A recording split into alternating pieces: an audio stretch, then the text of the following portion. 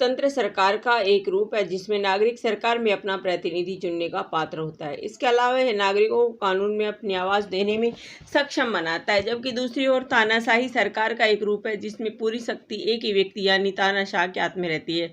19वीं और 20वीं शताब्दी के बाद से लोकतंत्र और तानाशाही दोनों ही दुनिया में सरकार का एक प्रमुख रूप बनकर उभरे। डेमोक्रेसी क्या होती है? लोकतंत्र सरकार का एक रूप है जिसमें अधिकांश लोग सरकार का चुनाव करते हैं। इसके अलावा आम जनता सरकार के इस रूप में रुचि लेती है क्योंकि उन्हें अपने प्रतिनिधियों को चुनने का अधिकार है। इसके अलावा लोकतांत्रिक व्यवस्था में जनता की भागीदारी बहुत महत्वपूर्ण है। देश के नागरिक भी भाग लेते हैं और सामाजिक मुद्दों और वोट देने के अपने अधिकार के बारे में जागरूक होते हैं। इसके अलावा लोगों में जिम्मेदारी की भावना भी है। इसके अलावा प्रतिनिधियों को चुनाव के माध्यम से चुना जाता है और सिस्टम की अखंडता सुनिश्चित करने के लिए उनकी निष्पक्ष निगरानी की जाती है। लोकतंत्र के लक्षण। लोकतंत्र के कुछ बुनियादी गुण या विशेषताएं हैं जो समानता, राजनीतिक स्वतंत्रता और कानून का शासन है। इसके अलावा लोकतंत्र बहुमत शासन के सिद्धांत पर चलता है। इसके अलावा पात्र लोगों की विधायिका तक पहुंच है और वे कानून के समक्ष समान है। इसके अलावा प्रत्येक पात्र नागरिक के वोट का महत्व और मूल्य समान है। साथ ही संविधान देश के नागरिकों की स्वतंत्रता और अधिकार की रक्षा करता है। संविधान समन्वय और सहयोग के माध्यम से मानव अधिकारों की रक्षा करता है और यह सभी समुदाय की विविधता का प्रतिनिधित्व करने की पेशकश करता है। समानता लोकतंत्र का हृदय है।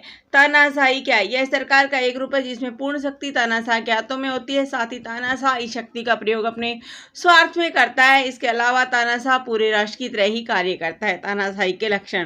तानाशाही की मुख्य विशेषताएं हैं चुनाव का निलंबन, डिक्री द्वारा शासन, नागरिक स्वतंत्रता की कमी, राजनीतिक विरोधियों का दमन और कानून के शासन के अनुरूप कार्य किए बिना आपातकाल की स्थिति की घोषणा। इसके अलावा तानाशाह अपनी स्थिति का फायदा उठाते हैं।